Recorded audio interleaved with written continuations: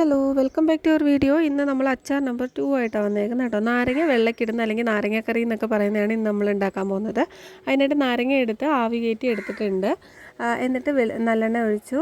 അതിൽ കടുക് വറുത്തതിന് ശേഷം വെളുത്തുള്ളി, പച്ചമുളക്, ഒരു ശക്കല ഇഞ്ചി, പിന്നെ വറ്റൽമുളകും കറിവേപ്പിലയിട്ട് നന്നായിട്ടൊന്ന് വഴറ്റിയെടുക്കുന്നുണ്ട് കേട്ടോ. ഇതൊന്ന് വഴണ്ട് വരുമ്പോഴത്തേനും കുറച്ച് മഞ്ഞൾപ്പൊടിയും കുറച്ച് കായപ്പൊടിയും കൂടി ആഡ് ചെയ്ത് കൊടുക്കുന്നുണ്ട്. ഇതിൽ നമുക്ക് വേറെ മുളക് പൊടിയുടെ ഒന്നും ആവശ്യമില്ല.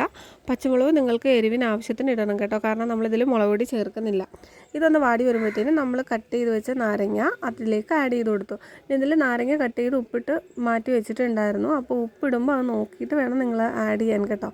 ഇതിട്ട് നന്നായിട്ടൊന്ന് ഇളക്കിയതിന് ശേഷം ഇതിലേക്ക് നമുക്ക് ആവശ്യത്തിനുള്ള വിനാഗിരി ഒഴിച്ചു കൊടുക്കാം. വിനാഗിരി ഒഴിച്ചതിന് ശേഷം പുളിയും ഉപ്പും ഒക്കെ ഒന്ന് ബാലൻസ് ചെയ്യാൻ വേണ്ടിയിട്ട് കുറച്ച് പഞ്ചസാരയും കൂടി ഇട്ട് കൊടുക്കുന്നുണ്ട് കേട്ടോ. എനിക്കിപ്പോൾ ഇത് ടേസ്റ്റ് ചെയ്തപ്പോൾ കുറച്ച് ഉപ്പ് കുറവായിരുന്നു. അത് കുറച്ചും കൂടി ഉപ്പിട്ട് കൊടുത്തു. കാരണം അച്ചാറിന് എപ്പോഴും നമ്മൾ കുറച്ച് ഉപ്പ് കൂടുതൽ നിൽക്കുന്ന രീതിയിൽ വേണം ഇടാൻ, എങ്കിലേ അതൊന്ന് അതിനകത്തേക്ക് പിടിച്ച് വരുമ്പോൾ കറക്റ്റായിട്ട് നിൽക്കത്തുള്ളൂ.